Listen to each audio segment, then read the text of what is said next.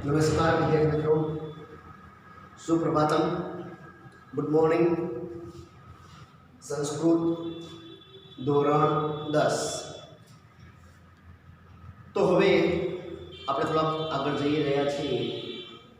13મો પદ્ય પાઠ જે છે આપણો ગીતામૃતમ, એની આપણે પ્રસ્તાવનાની વાત બધી કરી હતી।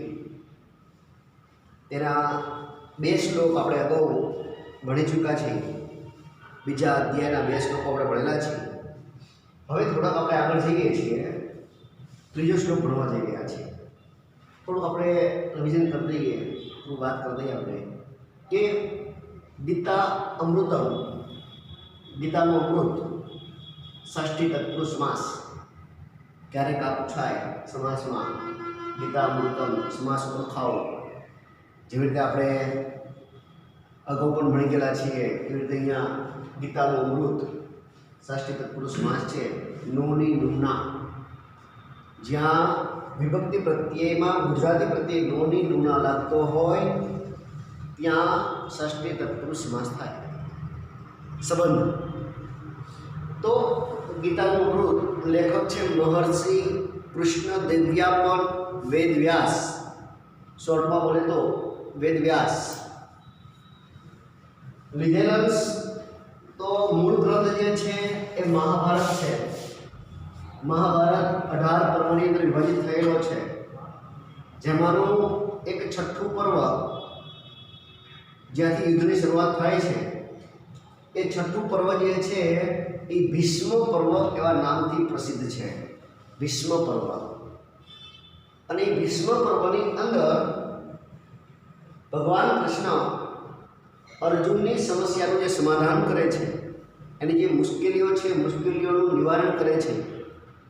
રણ મેદાનની વચ્ચે બંને પક્ષના સામા સેના આવી ગઈ છે, અને એ વખતે અર્જુન જે છે એ વિચલિત થાય છે। પોતાના કર્મથી ધર્મથી મુશ્કેલીમાં મુકાય છે। શું કરવું અને શું ન કરવું એની એને સૂઝ પડતી નથી। એવા સમયે ભગવાન કૃષ્ણ એને યોગ્ય માર્ગદર્શન આપે છે, અને એ યોગ્ય માર્ગદર્શન જે આપે છે એ શ્રીમદ ભગવદ્ ગીતા એવા નામથી પ્રસિદ્ધ છે। એટલે કે ભગવાન કૃષ્ણ જે અર્જુનને યોગ્ય માર્ગદર્શન આપ્યું એનું વિવરણ મહર્ષિ વેદવ્યાસે 574 શ્લોકમાં કરેલું છે। કેટલા? 574 શ્લોકમાં મહર્ષિ વેદવ્યાસે કૃષ્ણનું જે જ્ઞાન છે એનું વિવરણ કરેલું છે। 84 શ્લોકમાં અર્જુન જે છે એ ભગવાન કૃષ્ણને મુશ્કેલીઓ અને એનો સમાધાનનો રસ્તો પૂછે છે, એની તકલીફ બતાવે છે।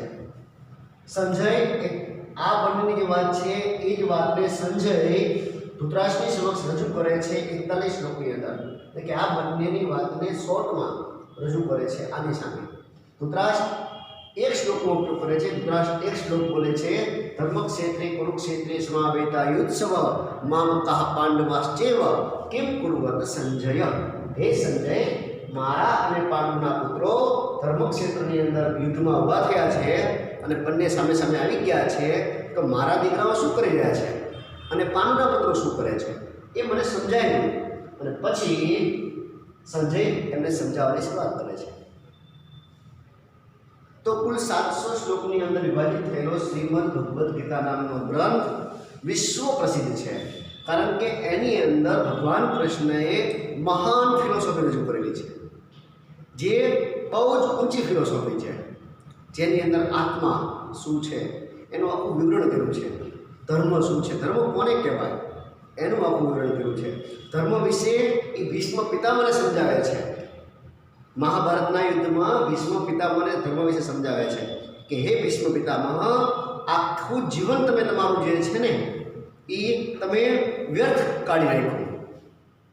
ત્યારે ભીષ્મ પિતામહ એમ કહે છે કે મેં તો ધર્મ અપનાવ્યો અને ધર્મ માટે મેં આખું મારું જીવન અર્પી દીધું। તો હે વાસુદેવ, તમે મારા પર આરોપ મૂકો છો, ખોટો વ્યર્થ આરોપ મૂકો છો।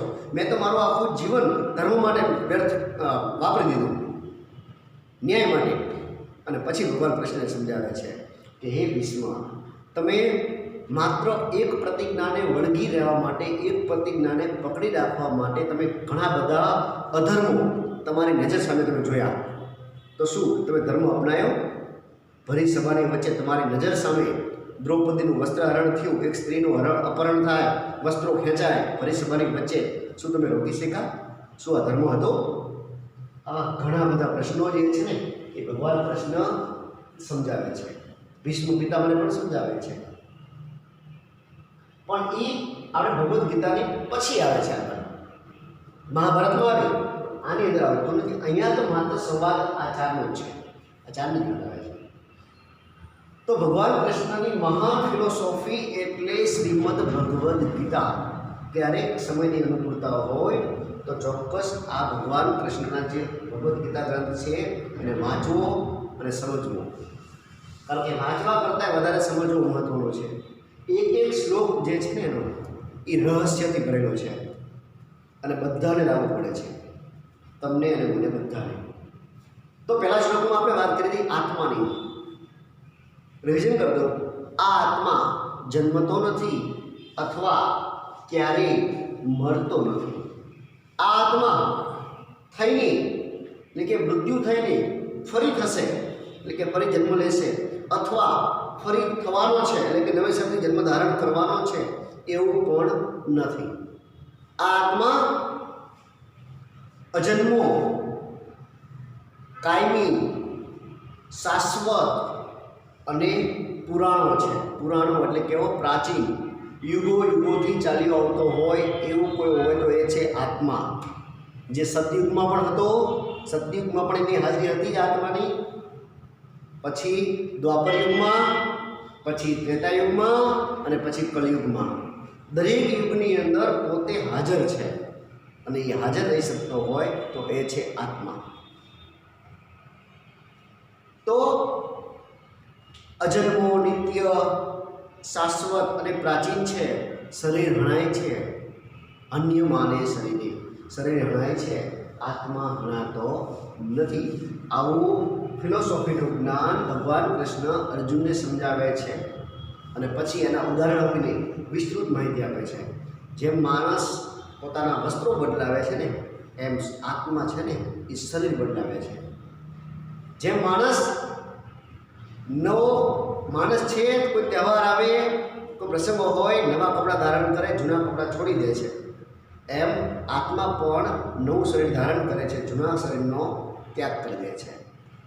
અને આ વાસ્તવિકતા છે જીવન અને મૃત્યુની.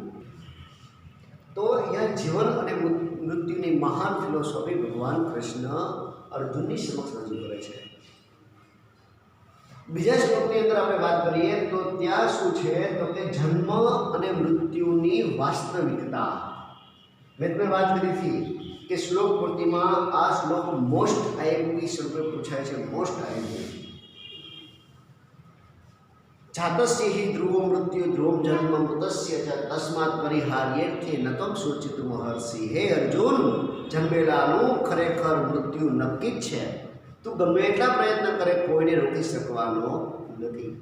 જન્મેલાનું ખરેખર મૃત્યુ નક્કી છે અને મરનારનો જન્મ પણ નક્કી જ છે. માટે તેથી અપરિહાર્ય, પરિહાર્ય એટલે રોકી શકાય એવું, ટાળી શકાય એવું, વાળી શકાય એવું, પણ અહીંયા કીધું છે અપરિહાર્ય, ટાળી ન શકાય એવું. આ વિષય કેવો છે? ટાળી ન શકાય એવા વિષયમાં. અર્થ એટલે વિષય, બાબત.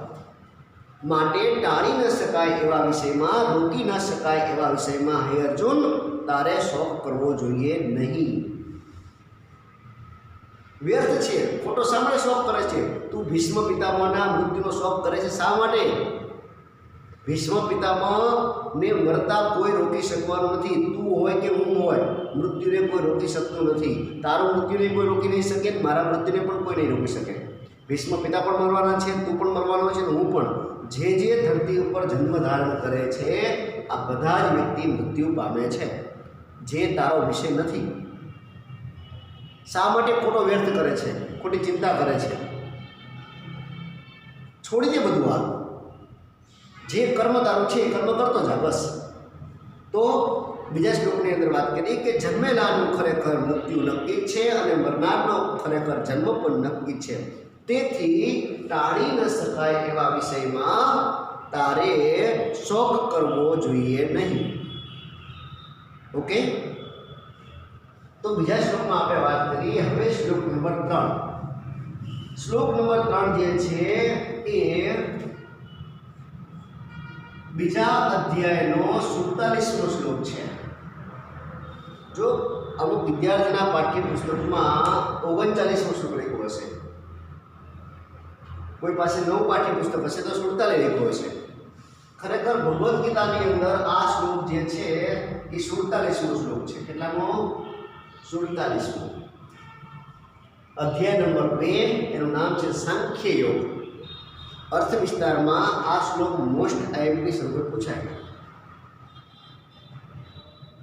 આ શ્લોક અર્થ વિસ્તારમાં પૂછાય તો તમારે એની પ્રસ્તાવના સ્વરૂપે આવું બધું લખો તમે તો સારું રહેશે.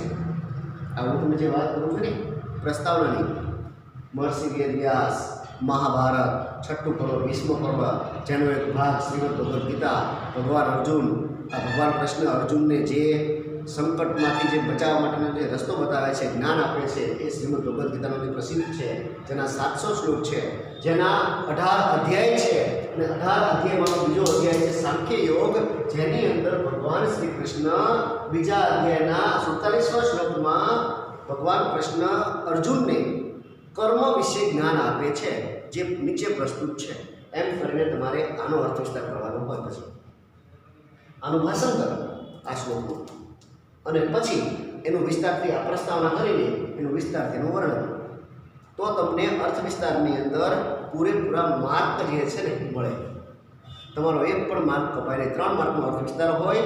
જનરલી વધારે કેવું હોય કે 2 માર્ક આપતા હોય, 2.5 માર્ક આપે, 2 અઢી દોઢ, 2 અઢી દોઢ, 2 અઢી. આ એક રેશિયો છે, સરેરાશ. પણ એ સરેરાશમાંથી તમારે બહાર નીકળવું હોય તો તમારે જાતે થોડું ઉમેરો કરવો પડે આ વસ્તુનો.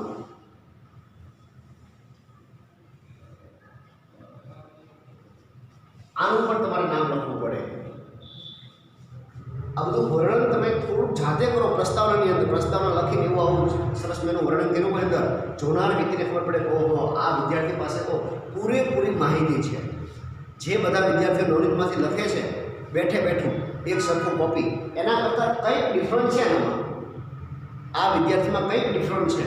જો બીજા બધા વિદ્યાર્થીઓ પાસે માહિતી કેવી છે, નવનીતની બેઠે બેઠે એને 2 માર્ક આપી દીધા આપણે, પણ આ વિદ્યાર્થી તો કેટલી માહિતી રાખે છે એની પાસે. તો તમારી પાસે આવી માહિતી હશે તો તમને પૂરા માર્ક મળવાના છે. ગયા વર્ષની વિદ્યાર્થીને આપણે અહીંયા આપણું જ વિદ્યાર્થી એક રામાયણ પાર્થ, આપણી સ્કૂલનો જ વિદ્યાર્થી રામાયણ પાર્થ ગયા વર્ષે 100માંથી 100 માર્ક હતા એને. કેટલા? 100માંથી 100 માર્ક સંસ્કૃતમાં. પહેલી વાર આપણે સ્કૂલમાં 100થી 100 માર્ક સંસ્કૃતમાં લઈ આવ્યો ગયા વર્ષે. 99 મારા 2 વિદ્યાર્થી હતા ગયા વર્ષે. 2 વિદ્યાર્થી 99 માર્કવાળા, 1 વિદ્યાર્થી 100 માર્કવાળો. તો એ આવું કંઈક ડિફરન્ટ લખે તો માર્ક મળશે પૂરા, નહીંતર એ સરેરાશમાં આવી જશે. સરેરાશ 2.5 માર્ક મળતા હોય તો એ 2 અર્થવિસ્તાર લખ્યા હોય, 2 2.5 મળે એટલે કેટલા થાય? 5 માર્ક. 1 માર્ક કપાઈ ગયો. એવી રીતે બીજી બધી અમુક જગ્યાએ શું કરતા હોય, આવી રીતે અડધો માર્ક કાપે. બીજા બધા કરતાં કંઈક અલગ અને પૂરેપૂરા માર્ક લેવા હોય તો આવું લખવું પડશે. ઓકે, એટલે હું તમને ખાસ વારંવાર રિપીટ કરું છું આ વસ્તુ. એવું નથી કહેતો હું તમને જે કહું છું એ જ શબ્દો લખો. તમારે તે જાતે પણ થોડુંક તમારે ત્યાં ઉમેરો વધારો ઓછો કરી શકો. બરાબર? ઓકે, તો હવે અહીંયા આપણે શ્લોક જે છે એની અંદર વાત છે કર્મનો મહિમા.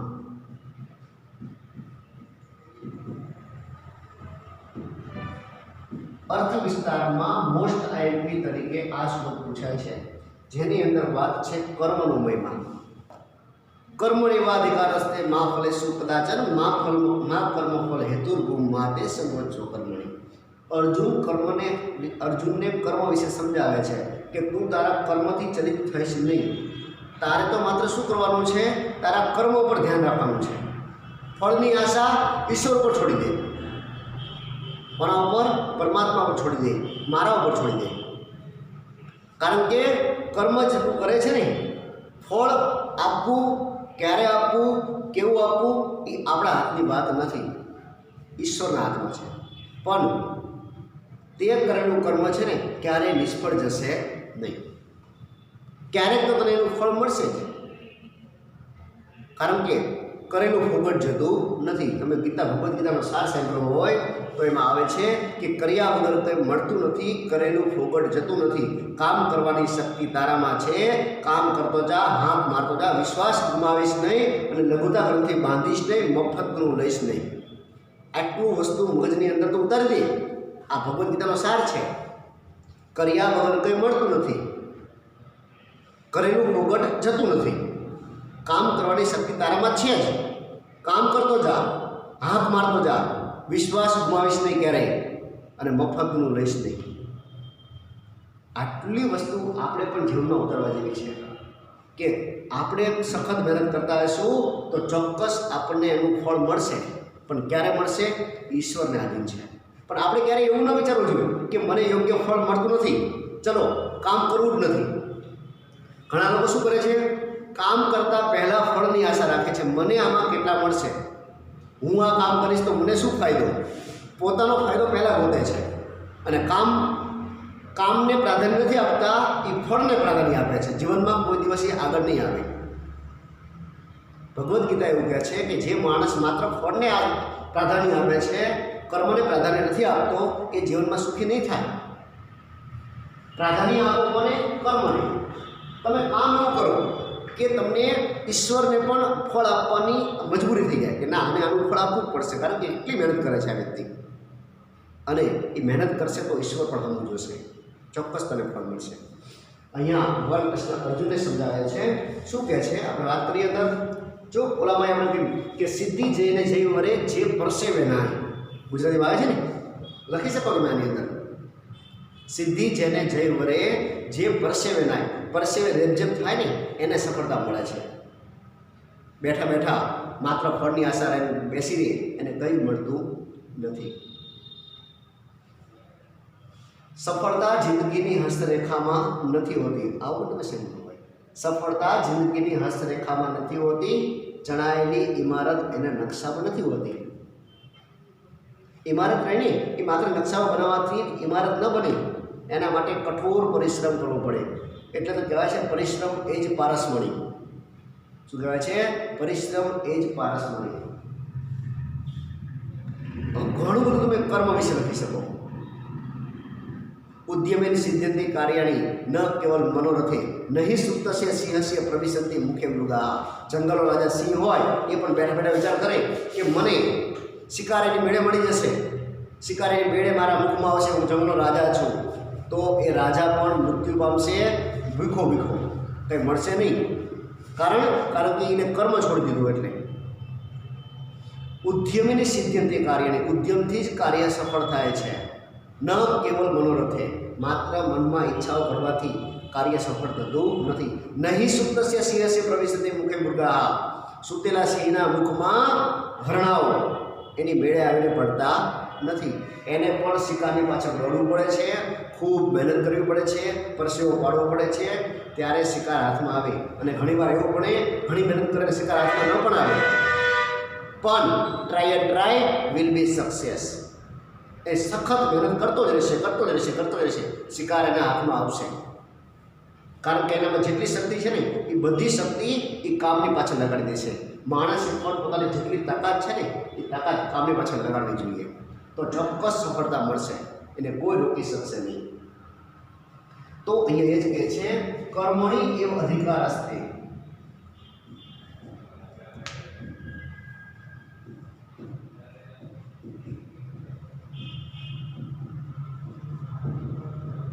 તો સંધિ છૂટી પડે આ રીતે.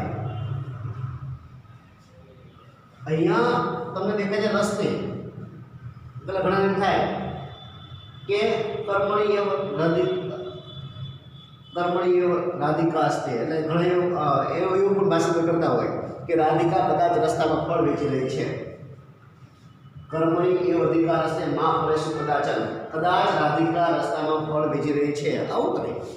એટલે એવું નથી ભાઈ. કર્મણી એવ અધિકાર તે, અધિકાર શબ્દ જે છે વિસર્ગ આવે છે અને વિસર્ગ પછી ત આવતો હોય તો એનો અડધો સ કરી જો અહીંયા દેખાય છે રસ્તે, તો રસ્તે નથી કોઈ અધિકાર વિસર્ગ અને પછી આવ્યો ત, તો એના કારણે મેળવું શું તો કે ફાદી સ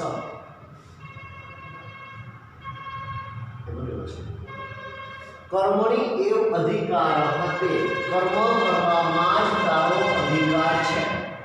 એ રીતે જો કેમ અધિકાર છે?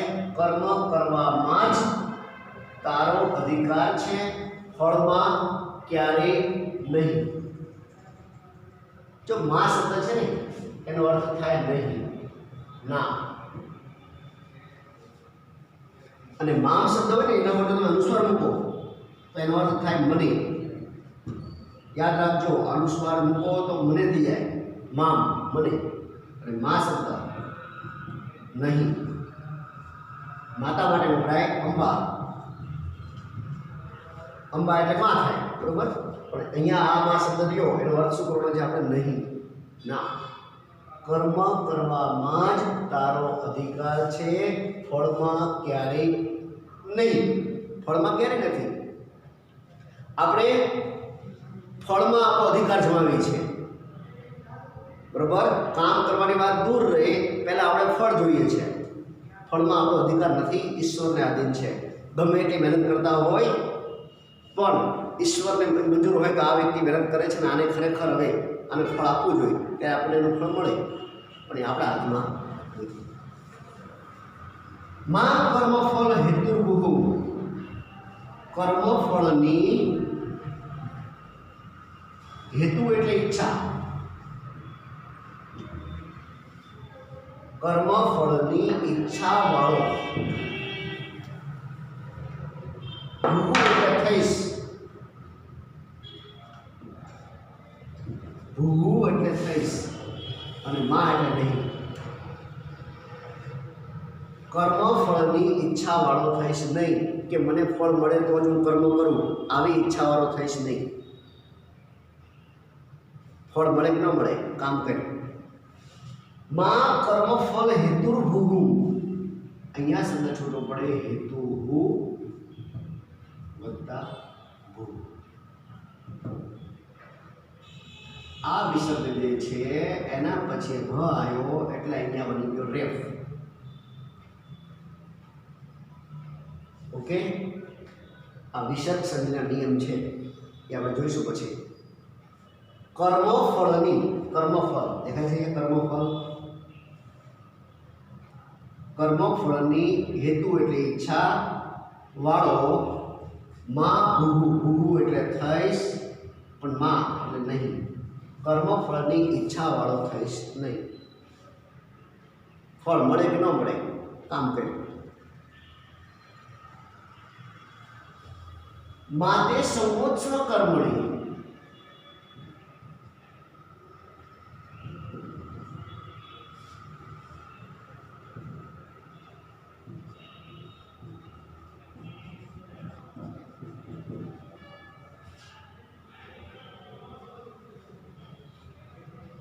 માતે સંવહ તું અકર્મણી.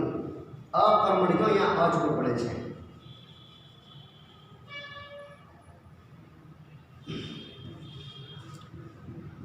કર્મ ન કરવામાં. જો કર્મ, કર્મણી એટલે કર્મ કરવું, પણ એ શું કીધું છે? અકર્મણી. કર્મ ન કરવામાં તારો સંગ ન થાવ.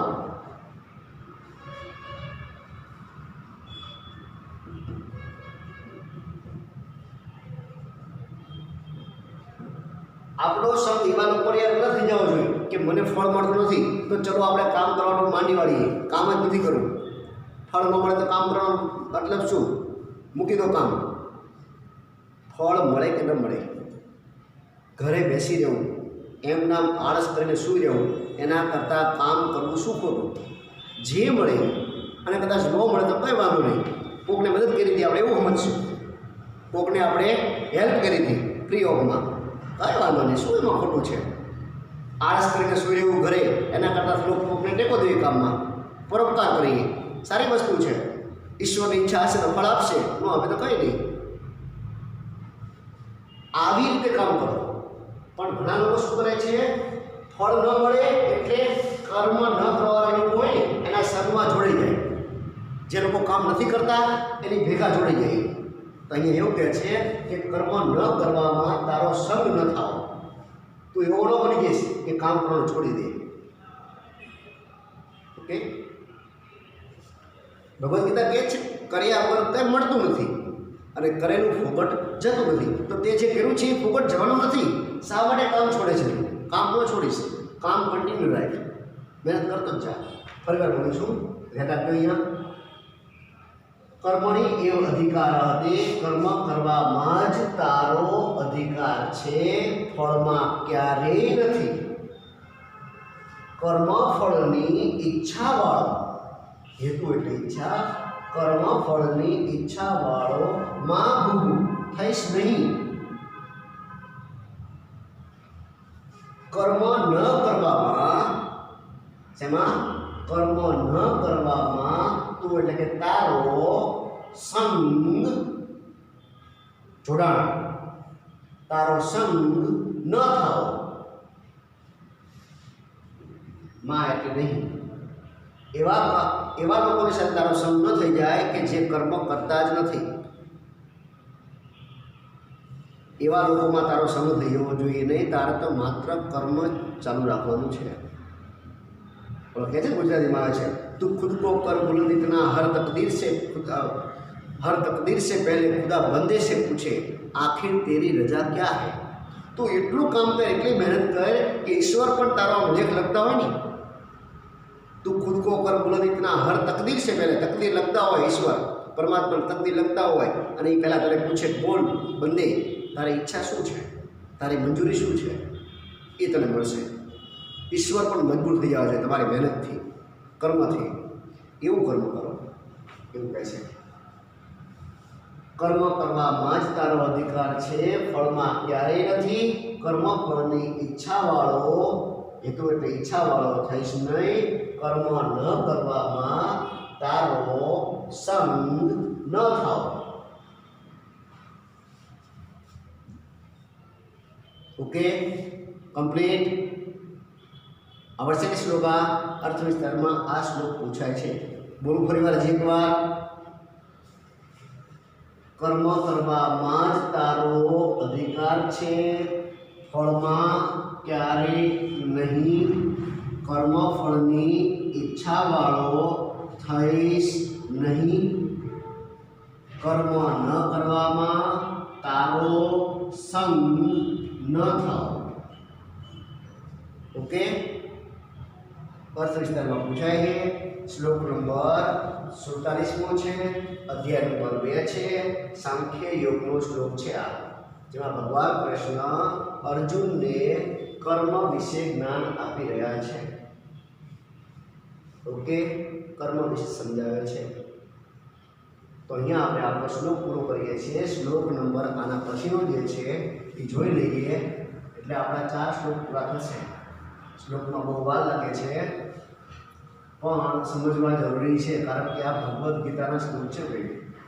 તો ભગવદ્ ગીતાના શ્લોક જે છે સમજો તો ખ્યાલ આવે.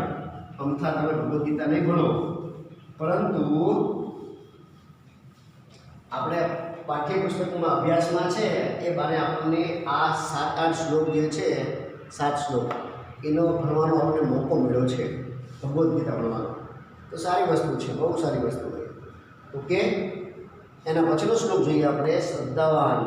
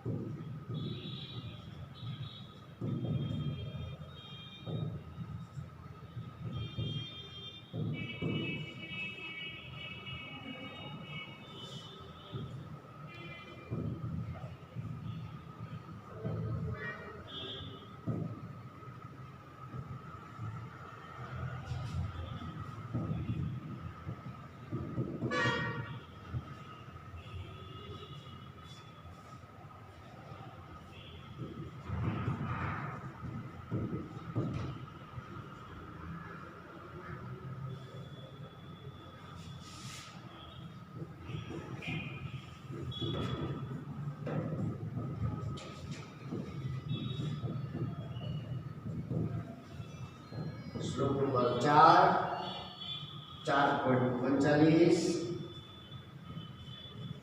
ચોથો અધ્યાય જે છે એનું નામ છે જ્ઞાન કર્મ સંન્યાસ યોગ.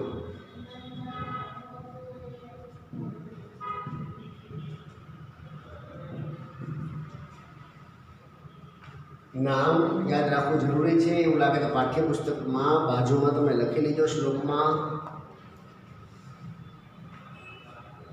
જ્ઞાન કર્મ સંન્યાસ યોગ અધ્યાય નંબર 4 અને 39મો શ્લોક પાઠ્યપુસ્તકમાં ચોથો શ્લોક લખો.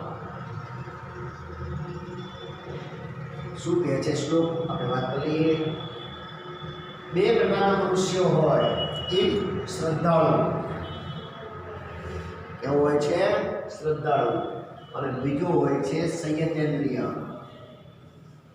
આ બે વ્યક્તિ હોય છે.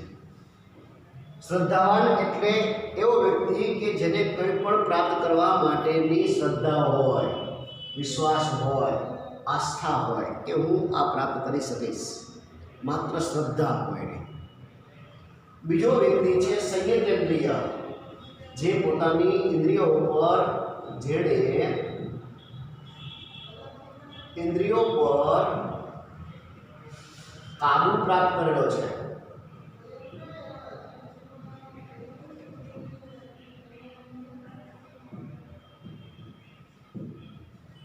જેણે પોતાની ઇન્દ્રિયો પર કાબુ પ્રાપ્ત કર્યો છે, સંયમ રાખેલો છે, કે પોતે ઇન્દ્રિયોનો ગુલામ નથી, પણ જે પ્રમાણે એનું મન કહે છે ને એ પ્રમાણે જ કરે છે. ઇન્દ્રિયો જે છે સ્વાદેન્દ્રિય, ઘ્રાણેન્દ્રિય, શ્રોતેન્દ્રિય, સ્પર્શેન્દ્રિય, આ જે ઇન્દ્રિયો જે છે ને એના ઉપર શું રાખી શકે છે? સંયમ રાખી શકે છે. ઘણા લોકો ઇન્દ્રિયો ઉપર સંયમ રાખી શકતા નથી. જ્યારે ઋષિમુનિઓ શું કરતા હતા? એ તો આના કરતા પણ ચડિયાતા હતા. એ કહેવાતા હતા જીતેન્દ્રિય.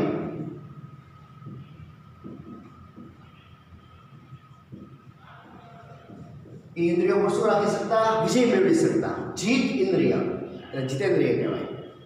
પણ અહીંયા સંયતેન્દ્રિય, જે કાબુ રાખી શકે છે એને સંયતેન્દ્રિય કહેવાય. જીત મેળવી શકે છે, ઇન્દ્રિયો પર વિજય પ્રાપ્ત કરી લીધો હોય, જેને શરીર ઉપર કોઈ પ્રકારની અસર જ ન થાય, એને જીતેન્દ્રિય કહેવાય. તો અહીંયા શું કહે છે? બે પ્રકારના વ્યક્તિ છે, શ્રદ્ધાવાન અને સંયતેન્દ્રિય. આ બેમાંથી શ્રેષ્ઠ કોણ છે એની વાત કરે છે. તો અહીંયા એવું કહે છે કે શ્રદ્ધાવાન માણસ, જેને શ્રદ્ધા છે, એ લભતે જ્ઞાનમ, જ્ઞાન મેળવે છે. શું મેળવે છે? જ્ઞાન મેળવે છે.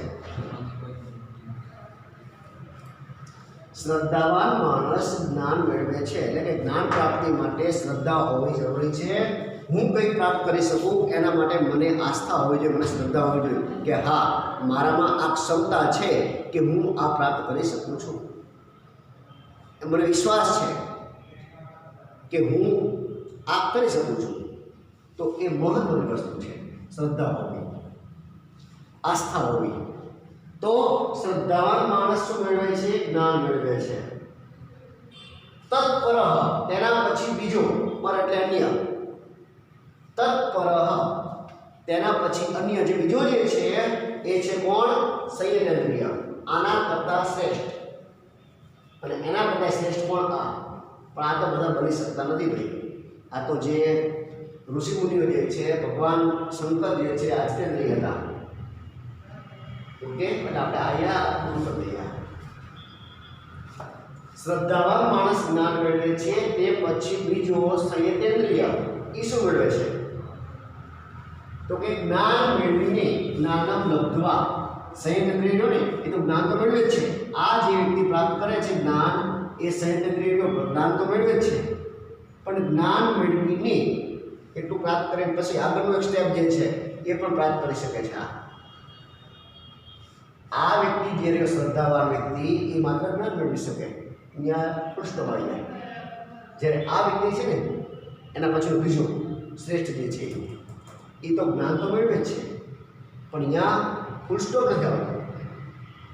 આગળ જ્ઞાન મેળવીને ટૂંકા સમયમાં જોઈએ આવ્યું છે અચિરેણ, શાંતિમાં વત્તા અચિરેણ વત્તા અધિગચ્છતિ.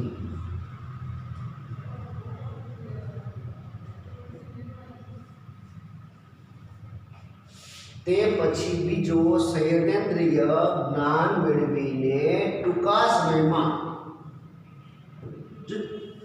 ચીર એટલે લાંબુ થાય એટલે આપણે કહીએ ચિરંજીવી ભવ. કોઈને આશીર્વાદ આપવાના હોય તો ઘણા આપણે મહાભારતમાં રામાયણમાં જોતા હોય તો શું કે ચિરાયુ ભવ, લાંબા આયુષ્યવાળો થા, અથવા ચિરંજીવી ભવ, લાંબુ આયુષ્ય ભવો. બરાબર. પણ અહીંયા કીધું છે અચીર, તો ચીર એટલે લાંબુ. જો આ ચી હોય ને તો લાંબુ થાય, અને આ જે છે ચીર વસ્ત્ર થઈ જાય. શું થઈ જાય? વસ્ત્ર. એટલે તમે કંકોત્રી કે કાર્ડ જે હોય છે એની અંદર જે ચી વાપરે છે એ આ વાપરે છે. આમ કરીને કર્યું હોય ચી, પછી આ આમ પૂર્વવાર કર્યો હોય એટલે કે ચિરંજીવી આખું શોર્ટ ફોર્મ છે ચી. ઓકે. તો અહીંયા અચિરેણ, ચીર એટલે લાંબુ, પણ અહીંયા અચિરેણ ટૂંકા સમયમાં, ટૂંકા સમયમાં પરમ શાંતિ. પરમ શાંતિ એટલે કે ઉત્તમ પ્રકારની શાંતિ, શ્રેષ્ઠ પ્રકારની શાંતિ હોય ને એ અધિગચ્છતિ મેળવે છે. અને કોણ મેળવી શકે છે? પરીક્ષામાં પૂછાય કે જ્ઞાન અને પરમ શાંતિ કોણ પ્રાપ્ત કરી શકે છે? તો એનો જવાબ છે આ. એવું પૂછાય પરીક્ષામાં કે શ્રદ્ધાવાન કિમ લભતે, શ્રદ્ધાવાન કિમ લભતે, તો એનો જવાબ છે આ. સંયતેન્દ્રિય કિમ લભતે, સંયતેન્દ્રિય કિમ લભતે, તો સંયતેન્દ્રિય જ્ઞાનમ લબ્ધ્વા પરામ શાંતિ અધિગચ્છતે, ઉત્તમ પ્રકારની શાંતિ પ્રાપ્ત કરી શકે છે. કોણ? સંયતેન્દ્રિય. પરામ શાંતિ કહ લભતે, પરામ શાંતિ કહ લભતે, તો સંયતેન્દ્રિય. પરામ શાંતિ એટલે ઉત્તમ પ્રકારની શાંતિ કોણ મેળવે છે? સંયતેન્દ્રિય વ્યક્તિ હોય એ મેળવી શકે. જ્ઞાન ચ પરામ શાંતિ કહ લભતે, સંયતેન્દ્રિય. ઓકે. તો આ વસ્તુ યાદ રાખજો. ફરી વાર બોલું છું, ભાષાંતર ધ્યાન રાખજો એકવાર, પછી આ પૂરું કરીએ આપણે. શ્રદ્ધાવાન માણસ જ્ઞાન મેળવે છે, અહીંયા એનું પૂરું થઈ જાય. શ્રદ્ધાવાન માણસ જ્ઞાન મેળવે છે, તેના પછી બીજો, તેના પછી અન્ય, એટલે કે આના પછી, તેના પછી બીજો સંયતેન્દ્રિય બહુવ્રીહી સમાસ છે આ. જેને પોતાની ઇન્દ્રિયો પર કાબુ પ્રાપ્ત કરેલો છે તે, જેને પોતાની ઇન્દ્રિયો પર કાબુ પ્રાપ્ત કર્યો છે તે, તો એને શું કહેવાય છે? સંયતેન્દ્રિય બહુવ્રીહી શ્વાસ. જેને હાથમાં ચક્ર ધારણ કરેલું છે તે, તો એને કહેવાય ચક્રધારી. શું કહેવાય? ચક્રધારી. ઓકે. તો અહીંયા સંયતેન્દ્રિયની વાત છે કે તેના પછી બીજો સંયતેન્દ્રિય, અને એક લખવાનો ભાષાંતરમાં તમારે આ સંયતેન્દ્રિય લખવાનું હાલે, પણ વિસ્તારથી વર્ણન કરવાનું હોય તમે કરી શકો. તે પછી બીજો સંયતેન્દ્રિય જ્ઞાન મેળવીને, એટલે અહીંયા અટકે છે ખાલી, પૂરો વિરામ નથી થતો. જ્ઞાન મેળવીને ટૂંકા સમયમાં, કેવા સમયમાં? ટૂંકા સમયમાં પરમ શાંતિને, એટલે કે ઉત્તમ પ્રકારની શાંતિને અધિગચ્છતિ પ્રાપ્ત કરે છે. કોણ? સંયતેન્દ્રિય વ્યક્તિ. અર્થ વિસ્તારની અંદર આવું તમારે વર્ણન કરવાનું રહે. ઓકે. તો અહીંયા આ જ્ઞાન કર્મ સંન્યાસીઓ એની પ્રસ્તાવના તમે થોડું લખી શકો, ઉપર બધી વસ્તુ લખી શકો. પછી જ્ઞાન કર્મ સંન્યાસ યોગ ચોથો અધ્યાય છે, એનું નામ જ્ઞાન કર્મ સંન્યાસ યોગ છે, જેની અંદર 39મો શ્લોક જે છે, 39 નહીં પણ અહીંયા આપણે 39મો શ્લોક જે છે, જેની અંદર ભગવાન કૃષ્ણ અર્જુનને શ્રદ્ધાવાન અને સંયતેન્દ્રિય આ બંને વ્યક્તિ વચ્ચેનું અંતર સમજાવે છે. જ્ઞાન પ્રાપ્તિ માટે કોણ ઉત્તમ પ્રકારનો દાવેદાર છે એ સમજાવે છે, અને પછી તમે આ બધી વાત કરી શકો અંદર. ઓકે, તો અહીંયા આપણે આ શ્લોક જે છે એ પૂર્ણ કરીએ છીએ. અહીંયા શ્લોક નંબર 4 આપણે પૂરો થયો. વાહિના જે 3 શ્લોક જે છે નેક્સ્ટ લેક્ચરની અંદર આપણે લઈશું. ઓકે, ફરી મળશું. ધન્યવાદ, આભાર.